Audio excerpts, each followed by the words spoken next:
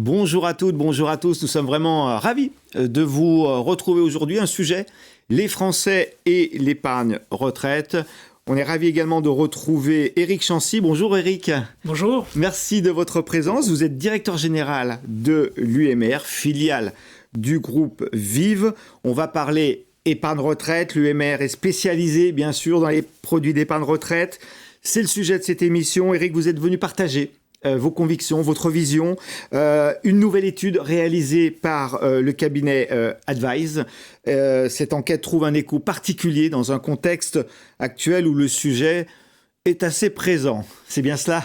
Oui, c'est bien ça, une enquête pour comprendre les Français, décrypter les tendances, décrypter les attentes dans un contexte qui est particulier.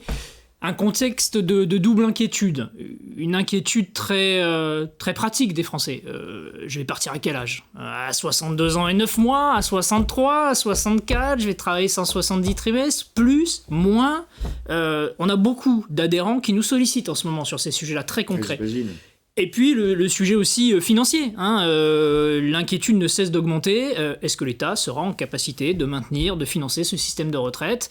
On connaît la problématique du rapport un cotisant et demi pour un retraité aujourd'hui. On sait que les retraités vivent en moyenne entre 8 et 10 ans de plus à la retraite que ce qu'on voyait il y a 50 ans en arrière. Donc une vraie inquiétude aussi financière. Est-ce qu'il y aura finalement encore de l'argent dans les caisses de l'État pour payer ma retraite ? Et c'est un sujet qui préoccupe les Français, qui préoccupe nos adhérents aujourd'hui. Et donc vous les sondez régulièrement. Vous menez des études auprès de vos adhérents, auprès des épargnants au sens large, la population française. On va justement rebondir, Éric Chancy, sur ces tendances que l'on va évoquer, peut-être pour lever des clichés, peut-être pour parfois mettre le doigt sur certains paradoxes. En tout cas, cette étude soulève quelques paradoxes. 62% des Français interrogés déclarent préparer financièrement leur retraite. Près de 2/3 de la population française. Ils sont donc a priori majoritairement épargnants avec la retraite. La retraite, dans cette enquête, est dans le top 3 de leurs priorités. C'est plutôt, vous allez nous le dire, mais ça semble être plutôt une bonne nouvelle. Pour 72% des Français, la retraite est une préoccupation importante, mais il y a des mais. Seuls 37% en parlent à leur entourage. La retraite préoccupe. D'un côté, on l'a vu massivement, mais reste un sujet dont on parle peu. Qu'est-ce que ça vous fait qu'est-ce que ça vous donne comme réaction, Éric ? Alors, l'aspect positif, c'est qu'aujourd'hui, il y a consensus sur l'inquiétude et la nécessité de préparer, d'anticiper sa retraite. Donc ça, c'est un point positif parce que c'est partagé par tous les Français. Ils ont fait le constat, ce sera difficile, il faut préparer sa retraite. Le point d'attention, c'est que aujourd'hui, malgré cette prise de conscience, on a finalement qu'un Français sur 5 qui nous dit faire vraiment le nécessaire pour préparer sa retraite. C'est ça le paradoxe. Et puis le deuxième point, c'est qu'on a des Français qui nous disent être un peu perdus. On ne sait pas où trouver l'information. Un peu isolé, oui, non on est isolé parce qu'on n'en parle pas dans son cercle amical, dans son cercle professionnel, dans son cercle familial. On ne sait pas où trouver l'information. On a du mal à comprendre les enjeux. On a du mal à savoir quels sont les produits vers lesquels il faut se tourner. Donc il y a un sentiment d'isolement assez fort des Français et qui ressort dans cette étude. 2 mots importants que vous avez prononcés, parmi d'autres, Éric Chancy, conscience, consensus. Vous parlez effectivement de ces éléments. 84% des Français pensent que l'épargne retraite est indispensable au vu de l'évolution du service et du système public. Et 67%, plus de 2/3, pensent qu'il est pertinent de commencer à épargner pour sa retraite avant 40 ans. Oui, alors là encore, on a une prise de conscience. On a la conviction qu'il faut agir, mais on n'agit pas. Voilà, c'est ça le point important. Dans l'étude, ce qui ressort, c'est qu'entre 25 ans et 55 ans, 55 ans, c'est un âge où la préoccupation sur la retraite a vraiment prendre l'ampleur. Entre 25 et 55 ans, on a 40% des Français qui nous disent ne rien faire, ne pas préparer du tout la retraite. Donc le chiffre est quand même très important. Et au-delà de 55 ans, on pourrait s'attendre à ce que ce chiffre s'écroule totalement, à ce qu'on a une grande majorité des Français qui préparent ou qui ont préparé la retraite. Or, au-delà de 55 ans, encore un Français sur 3 dit ne pas avoir préparé sa retraite. Donc le chiffre est particulièrement important et nous interpelle vraiment. On a un contexte économique contraint, je ne sais pas comment vous allez le qualifier, sur le pouvoir d'achat en tout cas. Il semble être souvent dans le débat, au moins politique. On retrouve quand même des contraintes financières d'une certaine façon. Est-ce que c'est cela le frein important pour épargner pour sa retraite ? Alors, l'étude fait ressortir plusieurs paradoxes. Quand on gagne 1 500 €, on nous explique qu'il y a un problème de pouvoir d'achat, qu'on n'a pas les moyens de préparer sa retraite, ce qu'on peut tout à fait entendre. Quand on gagne 4 000 ou 5 000 € par mois, les Français nous répondent la même chose. Donc en fait, le biais, il est autant psychologique que financier. C'est vraiment ça le point central, alors même que plus d'un Français sur deux qui prépare sa retraite nous dit préparer sa retraite avec des montants qui sont quand même relativement modestes, entre 50 et 100 € par mois. Donc c'est quand même ça le paradoxe. Et puis je rajouterais un deuxième point paradoxal aussi, c'est que l'épargne des Français est au plus haut aujourd'hui. Mais cette épargne, elle n'est pas fléchée sur des supports qui permettent de préparer la retraite, elle n'est pas fléchée sur des supports qui permettent d'accumuler suffisamment de capital et d'intérêts financiers, mais elle est fléchée sur des produits bancaires qui ne sont pas faits pour préparer sa retraite. Je pense au livret A, je pense au livret de développement durable notamment. Alors nous revenons tout au long de ces échanges avec vous, Eric, sur les résultats de cette enquête importante de l'UMR avec Advise. Autre chiffre très important, vous pourrez consulter bien sûr tous ces chiffres sur le site de l'UMR, mais 63% des Français se déclarent insuffisamment informés. On parlait tout à l'heure avec Chancy de passage à l'acte. Eux, ils disent... Je ne suis pas assez informé. Et pour les non-épargnants, ils sont 81% à déclarer ne pas être... Alors, comment on peut débloquer ce passage à l'acte ? Comment aller les chercher finalement, Eric Chancy ? Alors, il y a plusieurs points là-dedans. Déjà, ce passage à l'acte, il n'est pas bloqué par un biais, on va dire, de posture en disant c'est l'État qui doit préparer ma retraite. C'est pas mon rôle, moi, en tant que Français. Ça, on ne le voit pas dans l'étude.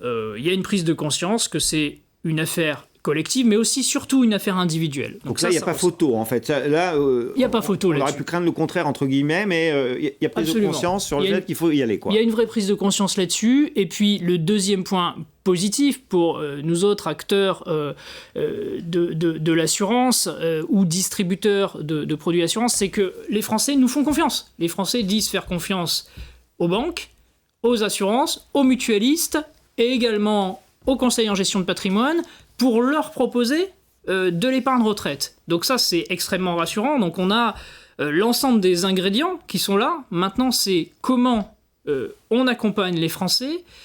Eh bien, tout simplement, en les écoutant, en écoutant leurs attentes. Les Français, dans cette étude, ils nous disent quoi ? Ils nous disent attendre plus d'informations, mieux comprendre les produits, et beaucoup, beaucoup plus d'accompagnement.